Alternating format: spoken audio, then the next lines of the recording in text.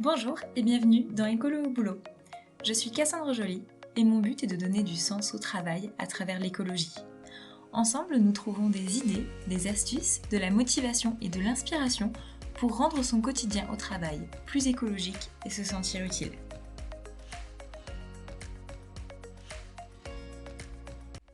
Quand on est écolo au boulot, qu'on parle de CO2, on vient rapidement à s'interroger sur la comptabilité carbone. La comptabilité carbone, c'est le fait de quantifier l'impact des activités humaines sur le dérèglement climatique. Selon la méthode utilisée, on va parler de bilan carbone, d'inventaire carbone, d'empreinte carbone ou de bilan de gaz à effet de serre. Un bilan de gaz à effet de serre, en fait, ça permet de connaître à l'échelle d'une entreprise ou d'une organisation l'ensemble de ses émissions de gaz à effet de serre afin d'identifier des leviers d'action et de réduction. J'en parle souvent parce que pour moi, c'est très important de se donner des ordres de grandeur. Par exemple, dans mon entreprise, est-ce qu'il vaut mieux dépenser de l'argent pour transformer la flotte de véhicules thermiques en électriques ou alors rénover tout le bâtiment ? Sans cette comptabilité, c'est difficile à dire. Pour moi, quantifier les impacts de chaque décision permet de savoir sur quoi on doit dépenser de l'énergie en priorité. Et pour en parler avec nous aujourd'hui, j'ai le plaisir d'accueillir Marine de WeCount. Bonjour. Bonjour. Bienvenue sur Écolo au boulot et merci pour l'accueil parce qu'on enregistre depuis vos locaux. Alors, vous proposez une plateforme en ligne pour mesurer ses émissions de CO2 en tant qu'entreprise et définir ainsi sa stratégie climat. Et je me suis intéressée à WeCount parce que vous avez un outil que je trouve incroyable, je vous l'ai déjà dit. C'est un calculateur de son impact carbone professionnel en tant que salarié en fait. D'ailleurs, vous le proposez en accès libre, donc tout le monde peut aller mesurer son impact professionnel. D'ailleurs, j'ai regardé un Français moyen, ça émet 2,5 tonnes de CO2 en moyenne par an par le fait d'aller au travail. Et donc, si vous voulez, vous pouvez aller voir pour vous si c'est plus ou moins important et vous comparer à cette moyenne. Donc, Marine, pour commencer, est-ce que vous pouvez vous présenter WeCount en quelques mots et nous expliquer pourquoi vous avez développé cet outil qui s'appelle Mon Empreinte Pro ? Oui. Alors, WeCount, je vais commencer par WeCount. Nous, on est une société qui forme et outille en fait les chargés de mission RSE, enfin tous les leaders de la transition carbone dans leur entreprise pour les aider à porter ces sujets et à décarboner en fait leur entreprise. Donc notre idée, c'est vraiment de former et d'outiller. Ça, c'est vraiment les mots-clés. Et moi, au sein de WeCount, je suis en charge du développement de nos outils et de l'accompagnement de certains de nos clients dans la réalisation de leur bilan carbone et la définition de leur stratégie climat. Et dans le cadre de réalisation du bilan carbone, on se pose forcément la question de quantifier les impacts qui sont liés à la vie professionnelle des salariés. Comment ils viennent au travail, comment ils se déplacent d'un point de vue professionnel, qu'est-ce qu'ils vont manger le midi, quels équipements informatiques ils vont utiliser. Donc bien sûr, il y a plein de sources d'informations à l'intérieur de l'entreprise pour trouver ces informations-là. Mais sur le déplacement domicile-travail, souvent, il faut aller les interroger. Et le point de départ, c'est de se dire, quand on fait des questionnaires assez classiques, on a un taux de réponse qui est de l'ordre de, quand on est très bon, de 30%. Donc c'est un peu décevant, on n'arrive pas à mobiliser les salariés autour de ça. Et on s'est dit, en fait, oui, mais on leur pose des questions, mais ils savent pas à quoi ça sert, ils n'ont pas les ordres de grandeur, ils comprennent pas ce qu'il y a derrière. Donc, pourquoi on leur fait pas un questionnaire, un peu comme celui qui existe auprès de l'ADEME, Nos Gestes Climat, qui permet de calculer son empreinte carbone personnelle, mais cette fois, juste ciblé sur le professionnel, pour que d'un côté, on puisse collecter de la donnée, mais d'un autre côté, commencer à les engager, à leur faire comprendre où est-ce qu'ils ont de l'impact, sur quoi ils peuvent agir, et qu'est-ce qu'ils peuvent faire d'un point de vue individuel et au sein de l'entreprise. Donc pour commencer un peu à les sensibiliser et les mobiliser. Et c'est dans ce cadre-là qu'on a développé Mon Empreinte Pro et on s'est basé sur le code de Nos Gestes Climat qui est un code open source et qu'on a pu en fait redévelopper vraiment sur la partie professionnelle pour aider les entreprises à collecter des données et à sensibiliser leurs salariés. Ok, oui, c'est un outil qui est très ludique, qui est très bien fait. Et en gros, ça reprend exactement le même principe, c'est même la même charte graphique. Enfin, ça ressemble vraiment, si vous avez fait Nos Gestes Climat, Mon Empreinte Pro, vous allez reconnaître un petit peu, sauf que les questions sont différentes. Et du coup, vous avez des questions propres à la vie salariée. Et justement, c'est quoi les principaux postes d'émission auxquels il faut faire attention en général quand on veut calculer son empreinte pro ? Alors, ça dépendra forcément du type de métier qu'on va avoir. Bon, forcément, les déplacements, ça joue énormément. Donc, si vous vous déplacez beaucoup d'un point de vue professionnel, c'est le poste qui va exploser le plus. Donc, généralement, en fait, quand on le fait au sein d'une entreprise, c'est souvent les postes, le plus à responsabilité qui ont aussi l'impact la plus grande, notamment avec les déplacements professionnels. Après, il y a forcément le déplacement domicile-travail, comment on vient. Si je viens en vélo, j'ai pas du tout le même impact que si je fais 10 km en voiture quotidiennement. Et après, il y a aussi l'usage de l'informatique qui va jouer, les équipements, combien de temps on va les garder. Donc, c'est pour ça qu'on sensibilise aussi sur ce sujet. Et la question de l'alimentation, parce que même si l'alimentation c'est souvent assez personnel, mais l'offre de restauration que l'entreprise propose peut permettre aux gens de changer leurs pratiques. Ok, donc déplacement, usage de l'informatique et alimentation en priorité, et donc Oui. c'est partie des questions qu'on retrouve dans mon impact pro. Ok. Donc moi, ce que j'ai bien aimé dans ce calculateur, c'est que déjà, on a une information qui est hyper personnalisée. Et je pense que toutes les personnes qui sont déjà allées sur nos gestes climat en général, ça va les intéresser d'aller regarder niveau professionnel comment ça se passe. Par contre, je me dis, un salarié qui, lui, on lui demande de remplir ce questionnaire dans le cadre du bilan carbone de son entreprise, mais qui n'est pas du tout sensibilisé au CO2, à ces sujets-là, c'est peut-être et qui n'a pas forcément la notion de ce que c'est une tonne de CO2, même quand il voit ses résultats, peut-être que ça ne lui parle pas du tout. Que, c'est peut-être plus difficile de les convaincre. Donc, comment est-ce qu'on fait dans une entreprise pour intéresser aussi ces salariés-là, pour avoir des bons taux de réponse pour un peu vulgariser cette comptabilité carbone? Alors, il y a toujours plusieurs pistes. En fait, une piste classique, c'est l'organisation de Fresques du climat pour commencer déjà à sensibiliser. Le questionnaire, il permet aussi, généralement, quand il est diffusé, ça permet aux gens de commencer à se poser des questions. Parce que comme il y a le chiffre à la fin, moi je l'ai fait, je suis à 10, c'est beaucoup ou pas? Toi, t'es à combien? Donc, ils se posent beaucoup de questions entre eux. Donc, c'est là que ça interroge. Et le fait que ce soit chiffré leur permet en fait de vraiment comprendre l'ampleur de ce qu'il y a derrière.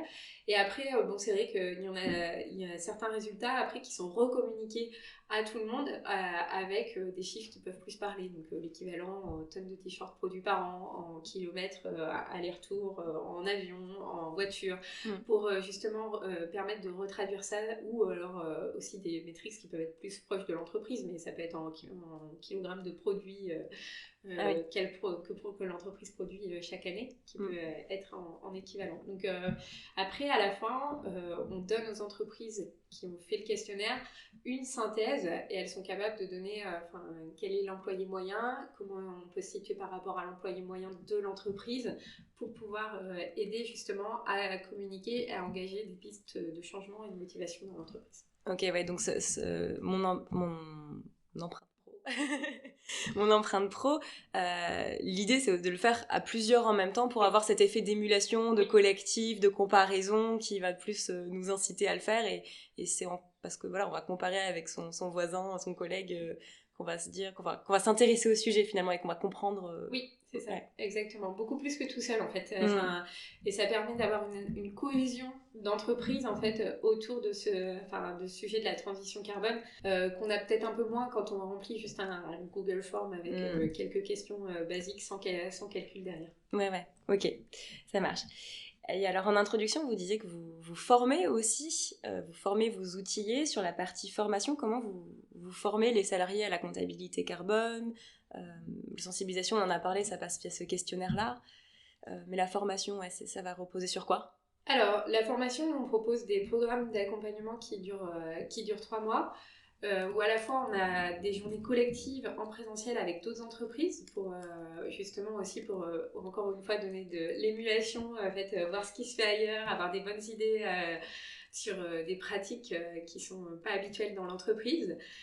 Se sentir un peu moins seul aussi, parce que des fois quand on est tout seul à porter un petit peu son bâton de pèlerin sur la partie RSE et transition carbone, ça fait du bien d'en parler avec d'autres personnes qui ont les mêmes problématiques au quotidien. Je suis sûre que ça parlera à beaucoup de personnes qui écoutent ce podcast. Et après, on a aussi toute une partie, en fait, toutes des visios thématiques hebdomadaires en lien avec le bilan carbone et la transition, donc sur les déplacements, l'alimentation, l'informatique, pour bien comprendre les enjeux, en fait, pourquoi on doit agir sur ces thématiques-là, c'est quoi les impacts, d'où est-ce qu'ils viennent, avoir aussi toutes les fausses bonnes idées, toutes les fausses informations qu'on entend un peu régulièrement. Vous avez des exemples de fausses Je pense infos notamment par exemple à l'impact des mails. Ah oui. On l'entend souvent, oui, il faut absolument vider sa boîte mail. Alors oui, c'est une très bonne pratique, mais déjà, commençons à faire durer les équipements qu'on utilise comme les ordinateurs et les smartphones avant de nous attaquer à nos mails. Donc c'est ce genre revenir sur ces informations-là, donc donner en fait une culture générale autour de la transition carbone à ceux qui portent ça dans leur entreprise, et ensuite des idées pour réduire et pour passer à l'action derrière. Donc pour nous, c'est très important de passer par ça, parce que on aura un discours qui est beaucoup plus impactant quand on sait ce dont on parle et quand on a envie d'y aller, quand on est capable de défendre en fait ces idées aussi. Et quand vous dites que du coup c'est des programmes pour les entreprises, quelles sont les personnes qui suivent ces programmes dans les entreprises? Ça va être les responsables RSE, ou il y a d'autres fonctions qui participent? Alors, c'est très varié. On peut avoir des chargés de mission, des responsables RSE, bien sûr, mais on a aussi, par exemple, des responsables RH, des responsables communication. On a eu des responsables de DSI aussi, donc des responsables de production. L'idée, c'est toute personne qui est motivée, en fait, pour porter ce sujet du bilan carbone et de la stratégie climat au sein de son entreprise. Le point clé, c'est la motivation. Ok, ça marche. Il n'y a pas besoin d'avoir des compétences spécifiques. Non, on les apporte au cours du programme, en fait, justement, pour que les gens soient capables de l'apprendre et de le porter par la suite. Ok, d'accord. Alors pour en revenir au calculateur, une fois qu'on a mesuré son impact pro-personnel, on a des conseils qui s'affichent pour essayer de s'améliorer, comme sur nos gestes climat de l'ADEME.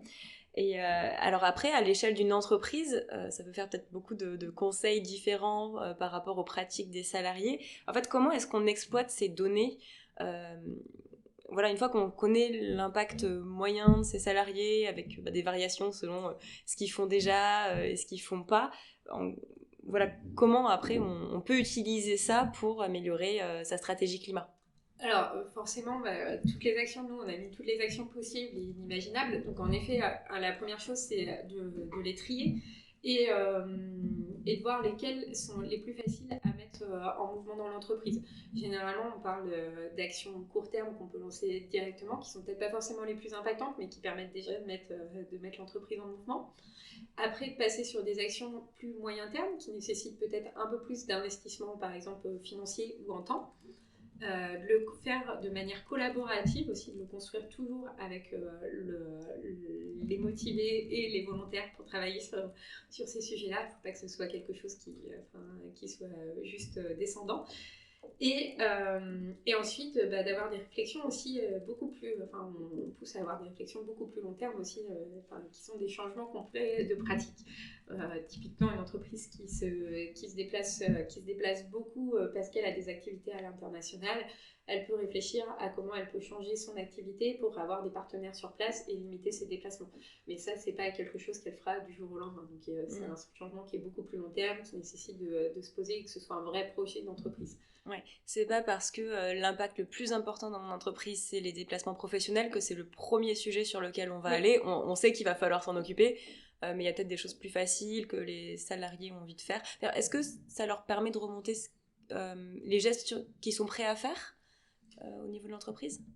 Alors oui, il y en a, ça leur donne des idées sur la première action qu'ils peuvent mettre en place, parce que en fait, justement, le fait d'avoir des ordres de grandeur, ils se disent en fait, oui, bon, c'est vrai que je sais pas, peut-être manger un peu moins de viande le midi, faire une journée en végétarien, c'est un petit pas et j'y vais parce que en fait, je vois que ça a de l'impact et ça me permet de me lancer. Et ça, c'est une décision qui est personnelle, qui n'a rien à voir avec que je peux lancer tout seul. Et après, tiens, je voulais parler des déplacements domicile-travail, mais ça, je vais peut-être attendre le plan de mobilité qui va être fait dans l'entreprise. Donc, ça permet aussi de voir qu'est-ce que je peux faire seul et qu'est-ce qu'on a besoin de faire à plusieurs. Je pense que ça, c'est aussi important en tant qu'entreprise, de montrer qu'il y a une part de responsabilité individuelle et une part de responsabilité collective, comme de toute façon tous les sujets en lien avec la décarbonation. D'accord, ouais, c'est intéressant de se dire, oui, il y a des choses que je peux faire tout de suite par moi-même, et puis des choses sur lesquelles il va falloir qu'on travaille ensemble en tant qu'entreprise. Ok. Donc, mon empreinte pro, ça cible les habitudes, les comportements personnels des salariés. Je me demandais si vous aviez des exemples d'entreprises que vous avez accompagnées et qui, justement, ont mis des actions en place pour réduire vraiment l'empreinte pro des salariés. Alors, je dirais que toutes les entreprises qu'on accompagne finissent par faire des actions pour réduire l'empreinte professionnelle de leurs salariés. Parce que déjà, leur plan de décarbonation ne se fera pas sans leurs salariés. Il faut vraiment embarquer tous les collaborateurs. Et après, il y a toute une partie qui est liée forcément à l'activité de l'entreprise, mais il ne faut pas qu'il y ait de dissonance cognitive. Donc, en fait, si on travaille sur ce que fait l'entreprise, il faut aussi qu'elle soit exemplaire dans sa manière de fonctionner. Donc, il n'y a pas d'entreprise qui dit bah, moi, je vais d'abord décarboner ce que je fais et, et le reste, je vais le laisser de côté. On travaille par exemple en ce moment avec des bailleurs sociaux, qui est la partie entreprise, ça représente 2 à 4% de leur bilan carbone. C'est vraiment pas grand-chose par rapport au reste, par rapport au parc de bâtiments qu'ils gèrent. Mais il y a cette notion d'exemplarité et en fait le fait de réfléchir à l'impact qu'on a, il faut que ce soit dans toutes les actions du quotidien.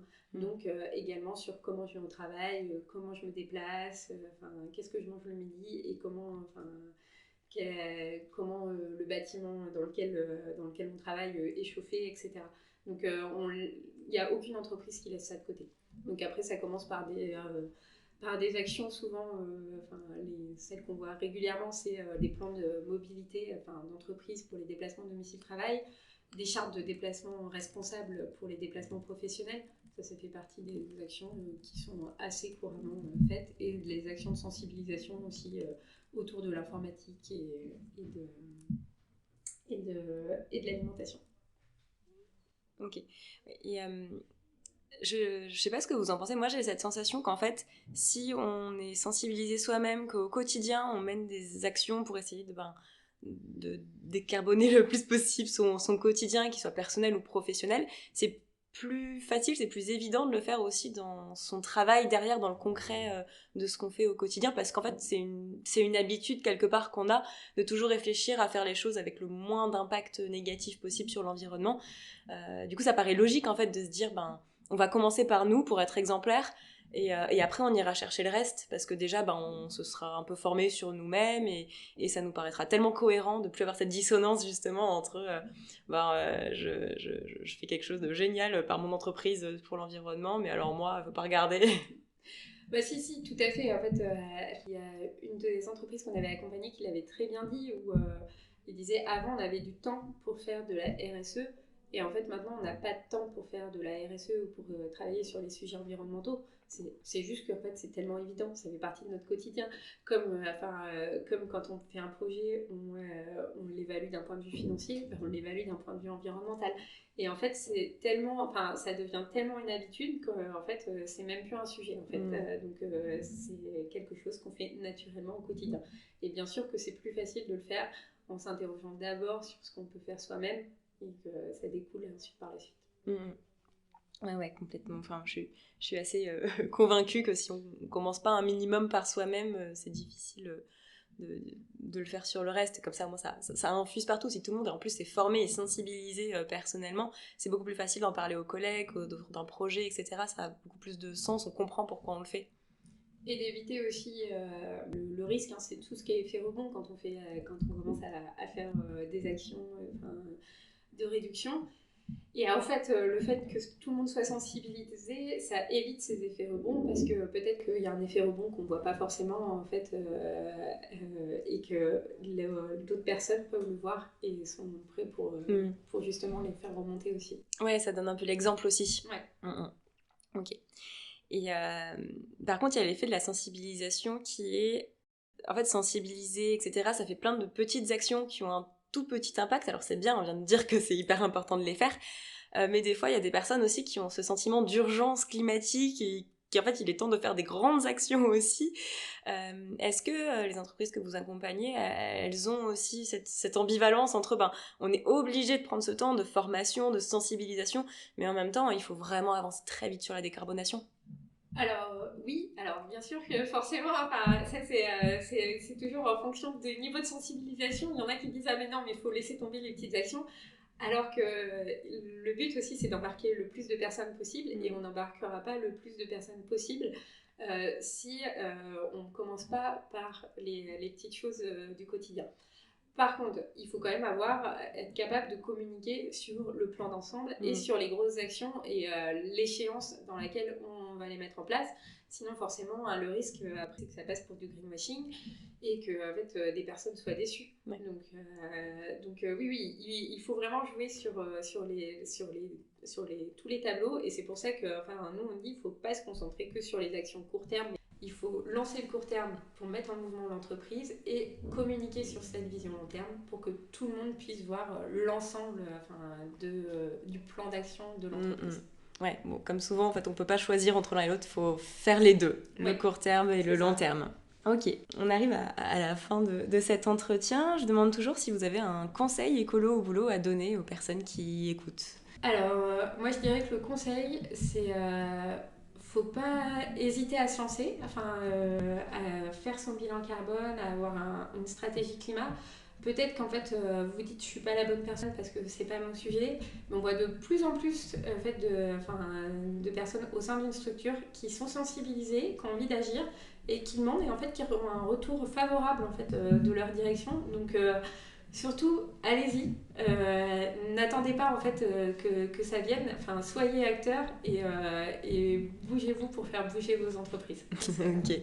Ce serait quoi pour vous l'argument phare pour convaincre une direction de faire son bilan carbone? Il y a plein de raisons. Oui, je suppose que vous y avez beaucoup réfléchi. Si je reste sur la partie collaborateur, je pense que d'un point de vue attractivité, c'est quelque chose qui est de plus en plus demandé en fait, par les collaborateurs. C'est une manière d'avoir des nouveaux profils et aussi de garder ceux qui sont là en leur montrant qu'en fait on prend en compte un sujet qui est quand même très important pour l'avenir, pour notre avenir à tous. Donc, ouais. Ok, ça marche. Écoutez, merci beaucoup d'avoir partagé tout ça avec nous. Merci à vous de m'avoir invité. Si on veut plus d'informations sur WeCount, si on veut être formé, si on veut utiliser vos outils, où est-ce qu'on vous trouve? Alors, nous on est lyonnais, donc vous pouvez nous trouver au H7 et sinon vous pouvez aller sur notre site internet www.wecount.io. Ouais, et je mettrai le lien en descriptif de l'épisode, comme ça vous pourrez cliquer directement. Merci beaucoup. Ce que je retiens de cet entretien avec Marine de WeCount au sujet de la comptabilité carbone, c'est qu'en impliquant tous les salariés dans la démarche, ça permet de les sensibiliser et de les former à ces questions pour que l'impact climatique soit évalué systématiquement dans toutes les activités de l'entreprise. Et ça, c'est valable quelle que soit la taille de l'entreprise. Je crois que maintenant, il faut se dire qu'à la manière dont on fait de la comptabilité financière aujourd'hui, demain, on fera de la comptabilité carbone. Ensuite, je suis toujours surprise de voir à quel point travailler en collectif crée une émulation positive. Les entreprises entre elles qui participent au programme se motivent et partagent leurs bonnes pratiques. Les salariés comparent leur empreinte carbone. Ça crée une curiosité qui pousse à s'intéresser au sujet. Et ça, c'est un point vraiment intéressant. Pour agir au niveau individuel, quand on travaille, on note bien que c'est autour des gestes liés au déplacement, au numérique et à l'alimentation qu'on peut réussir à réduire notre empreinte carbone professionnelle. Bien sûr, nos actions personnelles sont limitées, mais agir sur le court terme permet de se mettre en jambes pour avancer vers des objectifs à plus long terme. On retient donc que dans l'urgence climatique, on est quand même obligé de prendre son temps tout en voyant à long terme. Merci beaucoup d'avoir écouté cet épisode jusqu'au bout. J'espère qu'il vous a plu, que vous y avez appris des choses et que Marine a pu vous motiver à engager votre structure dans cette voie et, comme elle l'a dit, à bouger votre entreprise. Osez agir. C'est un conseil qui revient souvent dans ce podcast, non ? J'espère que vous êtes déjà en train de mesurer votre empreinte pro et de la partager à vos collègues. Je vous laisse découvrir tout ça. On se retrouve dans 3 semaines pour un nouvel épisode. En attendant, inscrivez-vous à la newsletter Écolo au boulot pour recevoir chaque mois un dossier éco-geste et l'invitation au prochain atelier Écolo au boulot. En mars, on parlera, surprise, de comptabilité carbone. Le lien est dans la description de cet épisode. À très vite, ciao!